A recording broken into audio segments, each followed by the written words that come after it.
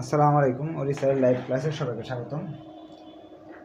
আজ আমরা capital structure theory বইয়ের চতুর্থ ক্যাপিটাল স্ট্রাকচার থিওরির চ্যাপ্টারের চতুর্থ ক্লাস করব। আর এই চ্যাপ্টারে আমরা ট্যাক্স এমএম এর এখানে মেথড অনেকগুলো আছে। এর মাঝে একটা হলো ট্যাক্স সহ হিসাবগুলো কীভাবে করতে হয় সেটাই শিখবো। আগের ক্লাসগুলোতে ট্যাক্স ছাড়া অঙ্কগুলা শিখছিলাম।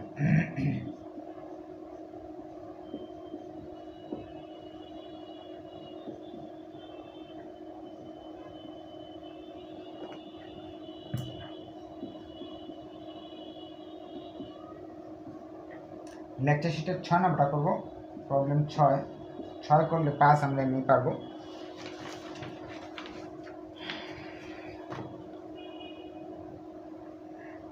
ছয়ের মাঝে আপনার আগে অঙ্কগুলোতে ট্যাক্স ছিল না।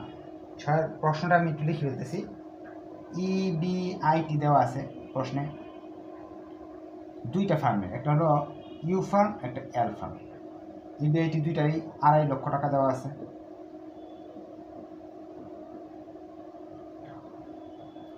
আর ঋণের পরিমাণ ডেপ্থ বলতেছে 10% ডেপ্থ। 10% ডেপ্থ বলতেছে 7,50,000 টাকা। কেই মূলধনের সুদ বলে দিছে 15%। Corporate tax rate, corporate tax rate বলতেছে 40% দুই ক্ষেত্রেই। এটাটা এখানে নাই, এখানে নাই। শেষে বলতেছে পার্সোনাল ট্যাক্স রেট 10%। এই তথ্যগুলো দিয়ে দিচ্ছে। কিন্তু এই অঙ্কগুলো করার জন্য আমাকে আগে বেসিক একটা জিনিস জানতে হবে। এল ফার্ম এবং ইউ ফার্ম কি? থিওরিটিক্যাল কোয়েশ্চেন আসতে পারে অনেক সময়। এল ফার্ম কি জিনিস, ইউ ফার্ম কি জিনিস, বা ভাইভাতেও আসতে পারে। ইউ ফার্ম হলো, ইউতে বলতেছে আনলিভার্ড আর কি, যেই কোম্পানিগুলা কখনো ঋণ নেয় না, এটা হলো আনলিভার্ড ফার্ম। ইউ ফার্মকে বোঝায় ঋণ নেয় না। যেমন দেখেন এখানে ডেপ্থ, এদের কিন্তু ডেপ্থ মানে ঋণ নেয় নাই। এলতে বোঝায় লিভার্ড ফার্ম, লোনযুক্ত ঋণযুক্ত ফার্মগুলোকে লিভার্ড ফার্ম বলা হয়, যারা ঋণ নেয়।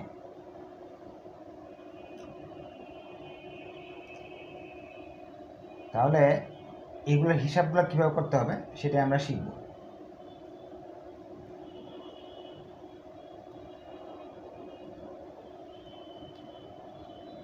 অবশ্যই আপনার লেকচার শিটটা লাগবে।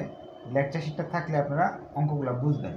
হ্যাঁ, আর লেকচার শিট না থাকলে প্রবলেমগুলো কোন থেকে কোন জায়গাতে করা হইতেছে এগুলা খুঁজে পাওয়া যাবে না এবং অঙ্কগুলো বুঝবেনও না।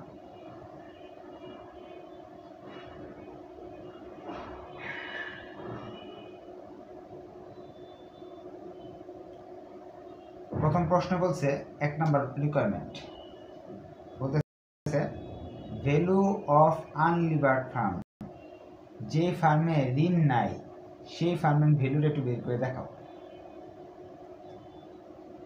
সেই ক্ষেত্রে আমরা কি করব,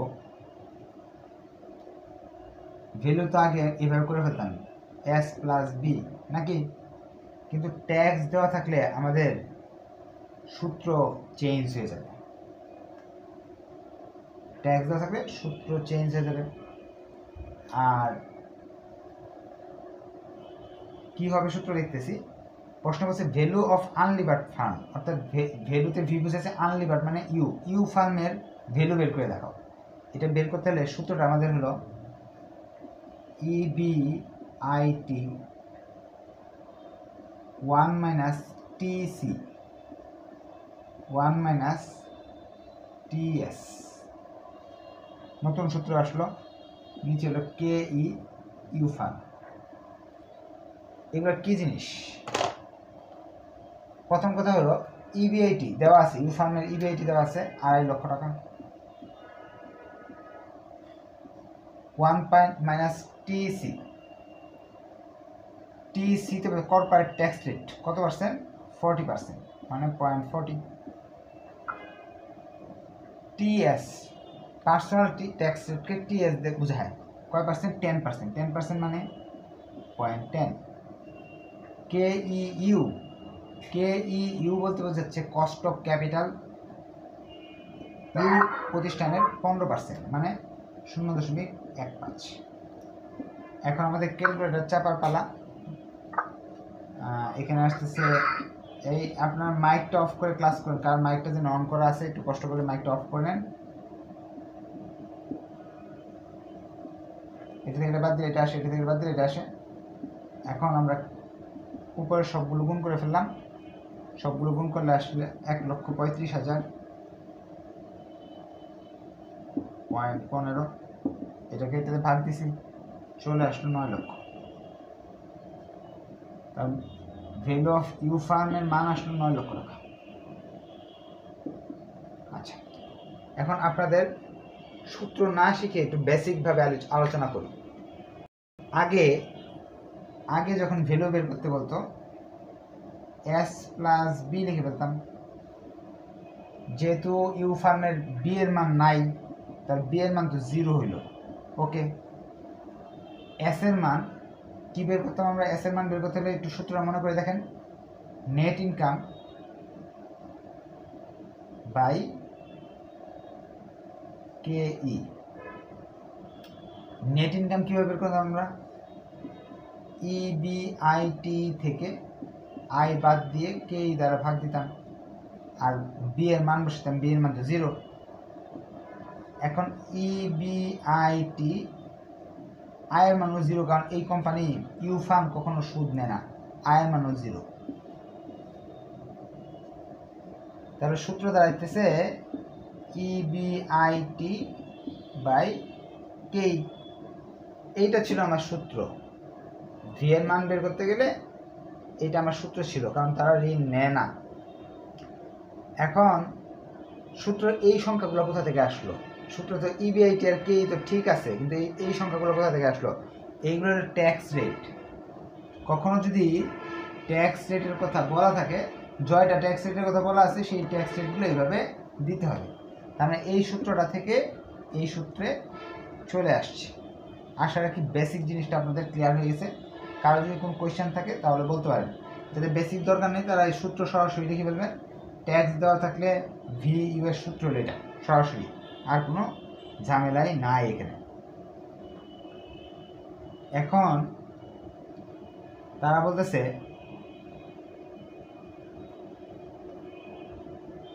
দুই নাম্বার রিকোয়ারমেন্টে বলতেছে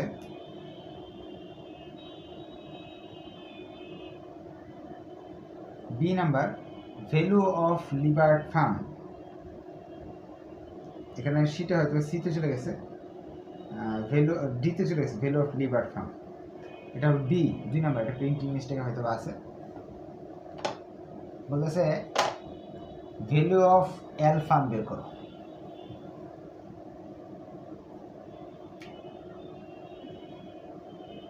ভ্যালু অফ এল ফার্ম বের করো। এখন ভ্যালু বের করার সূত্র আমরা জানি এস প্লাস বি। এখন এস প্লাস যে বি বের করব, এই ক্ষেত্রে এল ফার্ম মানে কি? যেই ফার্ম ঋণ গ্রহণ করে। এল ফার্ম বোঝাচ্ছে যেই ফার্ম ঋণ গ্রহণ করে। এখন ঋণ যারা গ্রহণ করে তাদের ক্ষেত্রে সূত্রটা হলো ভি ইউ, অর্থাৎ যে ফার্ম ঋণ গ্রহণ করে নাই তার কথা শোনা যাচ্ছে না।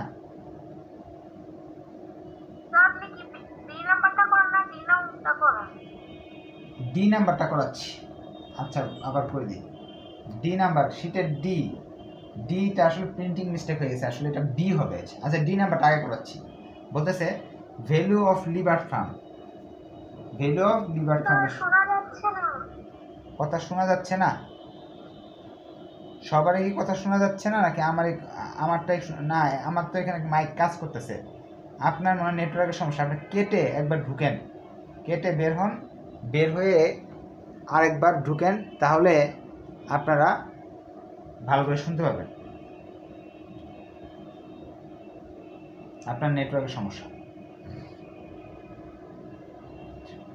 এখন বলছে ভি এল ফার্মের ভি ভ্যালু বের করো। এটা বের করার সহজ সূত্রটা আমি শিখিয়ে দিচ্ছি আপনাদের।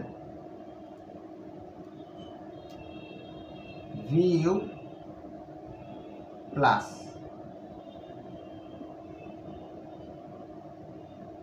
1 minus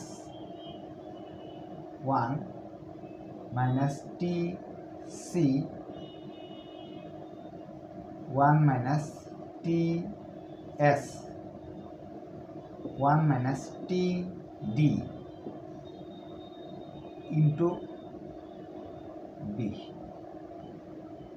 এগুলা কি জিনিস এখন বুঝাইতেছে আপনাদের। যদি বলে যেই ফার্ম ঋণ নেয় তার ভ্যালু বের করো, তাহলে ভি লিখলাম ভ্যালু, এল তে বুঝালাম যেই ফার্ম ঋণ নেয়। এটা সূত্রটা হলো যেই ফার্ম ঋণ নেয় না তার ভ্যালুর সঙ্গে ঋণের ভ্যালু যোগ করতে হবে। যেহেতু ট্যাক্স আছে তাহলে ট্যাক্স 1 minus TC এগুলো লিখতে হবে। এই ট্যাক্সগুলোর মানগুলো কী কী এগুলো আমরা দেখব।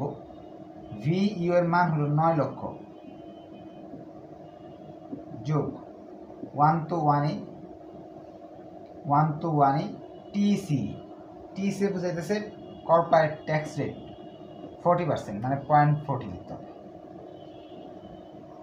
কর্পোরেট পার্সোনাল ট্যাক্স রেট মানে 10%, 0.10 লিখতে হবে। 1 to 1 TD কি জিনিস? আরেকটা ট্যাক্স আছে ডিবেঞ্চারের ট্যাক্স রেট। এটা প্রশ্নে থাকতে পারে, এখানে নাই, না থাকলে কি এটা শূন্য। ঋণের উপর একটা ট্যাক্স থাকে, নাই যেহেতু শূন্য। বিতে বোঝাচ্ছে ঋণের পরিমাণ। এল ফার্মের ঋণের পরিমাণ 7,50,000।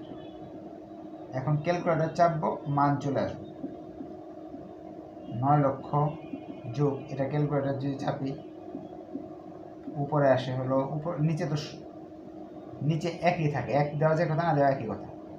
এটার সাথে এটা গুণ করলাম, মাইনাস করলাম, আসলো 0.6.9।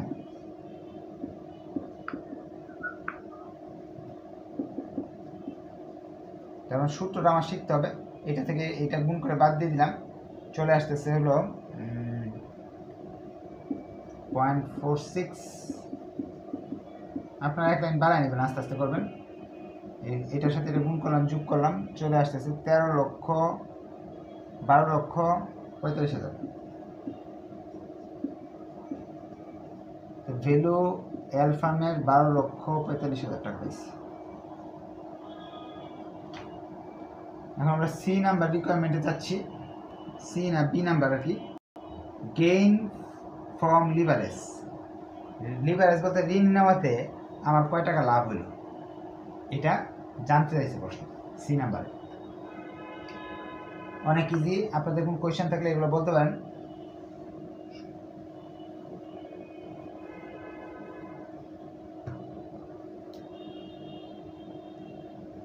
এটা হলো বি নাম্বার, গেইন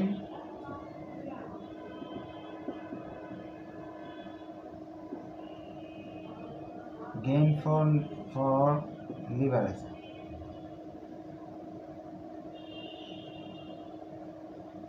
লিভারেজ নেওয়াতে কোম্পানির লাভ কি হতে পারে? এল ফার্মের value of L firm, value of U firm, দুইটা সব কিছু কিন্তু সমান। এল ইউ ফার্মের যা আছে এল ফার্মের কিন্তু তাই আছে, শুধু ঋণটা দুইটার মধ্যে তফাৎ। ট্যাক্সও যা, ইবিআইটি মুনাফাও তা যা, শুধু মাঝখানে একটা ফার্ম ঋণ নেয় আর একটা নেয় না। এখন ইউ ফার্ম এবং এল ফার্মের এটাই তফাৎ। এখন আমাদের এল এবং ইউ ফার্মের ভ্যালুটা দুইটা যদি তফাৎ দেখি, যে ঋণ নেওয়াতে এই কোম্পানির ভ্যালু আসতেছে 12,45,000, ঋণ না নেওয়াতে এই কোম্পানির ভ্যালু আসতেছে 9 লক্ষ। এটা থেকে এটা বাদ দিলাম 3,45,000 টাকা। এই টাকাটা আমার কি গেইন ফ্রম লিভারেজ, ঋণ নেওয়ার ফলে আমার 3,45,000 টাকা অতিরিক্ত কোম্পানির লাভ হবে। ইজি। এখন তারা বলতেছে বি নাম্বার আপনারা বুঝতে পারছেন, ডি নাম্বারও করাই দিছি। এখন এটা তো ইজি ছিল একেবারে, যে গেইন ফ্রম লিভারেজ, ঋণ নেওয়াতে কী লাভ হলো। ঋণ নিলে কোম্পানির দাম হবে এত টাকা, হইল 12,45,000 টাকা। ঋণ না নিলে 9 লাখ টাকা থাকবে। তাহলে ঋণ নিলে আমাদের এই টাকাটা সেভ হচ্ছে। আচ্ছা, আমরা এখন রিকোয়ারমেন্ট সিতে চলে যাচ্ছি।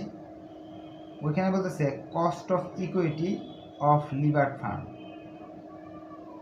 বলতেছে cost of equity of lever fund, মানে যারা ঋণ নিছে সেই কোম্পানির কেই বের করো এল কোম্পানি, মানে এই জায়গায় যে দেওয়া নাই এটা বের করে দেখাও। সেক্ষেত্রে আমরা কেই সূত্র লিখে ফেলব। কেই সূত্র হলো কেই ইউ ফান্ড যোগ কেই ইউ ফান্ড বিয়োগ কেডি 1 মাইনাস ট্যাক্স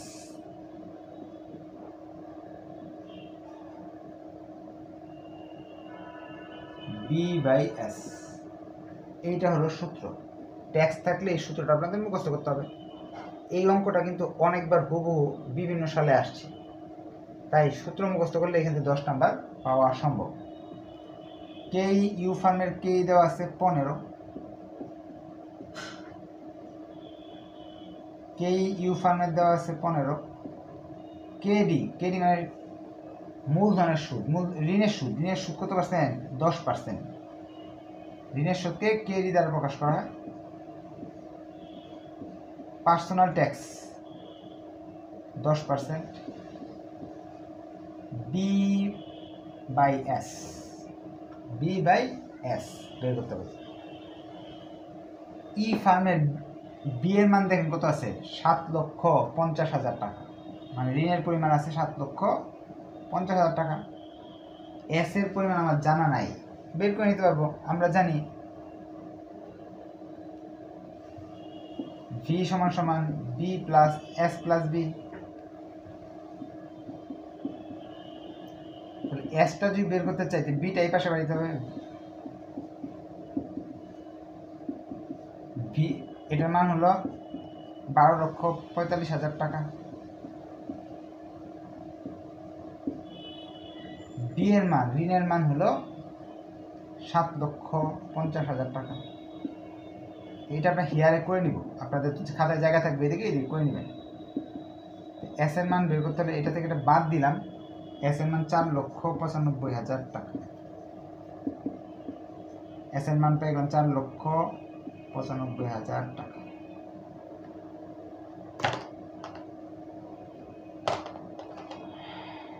হয়ে গেল এস এর মান। এখন ক্যালকুলেটর চাপলেই পেয়ে যাব।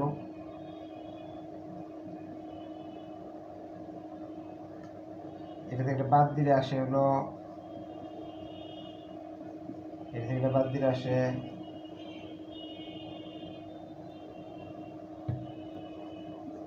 এটা দিয়ে ভাগ দিলে মান আসতেছে হলো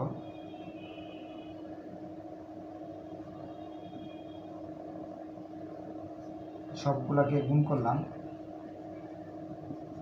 সবগুলাকে গুণ করলে আসতেছে মান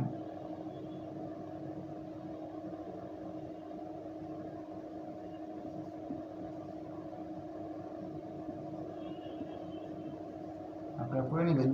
এগুলা যোগ করলাম 0.19,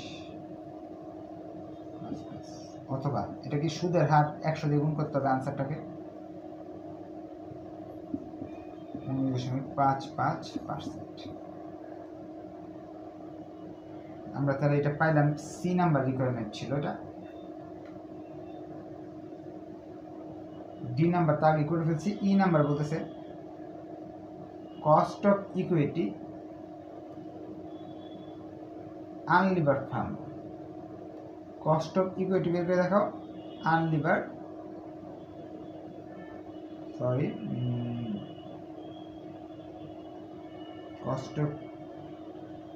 কস্ট অফ আনলিভার্ড ফার্মের কস্ট অফ ইকুইটি বের করো। আনলিভার্ড ফার্ম মানে এটার কেইইউ এর মান কিন্তু দেওয়া আছে 15%, আমার করতে হবে না রিকোয়ারমেন্ট, সরাসরি যেহেতু দেওয়া আছে আর করার প্রয়োজন নেই। আমরা এখান থেকে প্রবলেম 6 করলাম, প্রবলেম 5টা আরও সহজ, এখানে ট্যাক্স রেট আরও কম দেওয়া আছে, আপনার প্রবলেম 5টা করার চেষ্টা করবেন। আর নেক্সট ক্লাসে আমরা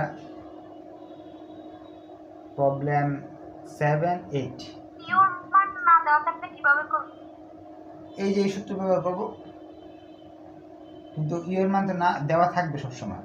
এটা এই ইউনিভার্সিটি কোয়েশন, তো এটা প্রশ্নটার মধ্যে একটা করছে, কি বলে, ভুল করে উঠে ফেলছে, নাহলে দেওয়া মান তো প্রশ্ন করার প্রয়োজন ছিল না, ইউর মান দেওয়া থাকবে সবসময়। আচ্ছা, তো নেক্সট ক্লাসে আমরা এভরিটেজ প্রসেস আর কি 8, 9, 7, 8 দুইটা করব। আর আপনারা 5 আর 6 সেম, যেহেতু 5, 6 আপনারা 5 নাম্বার একটু বাসায় প্র্যাকটিস করবেন, না পারলে নেক্সট ক্লাসে আমি দেখাই দেবো। হ্যাঁ, আজকে একটু ক্লাস নিতে এমনি দেরি হয়ে গেছে, এই জন্য আমি আন্তরিকভাবে দুঃখিত।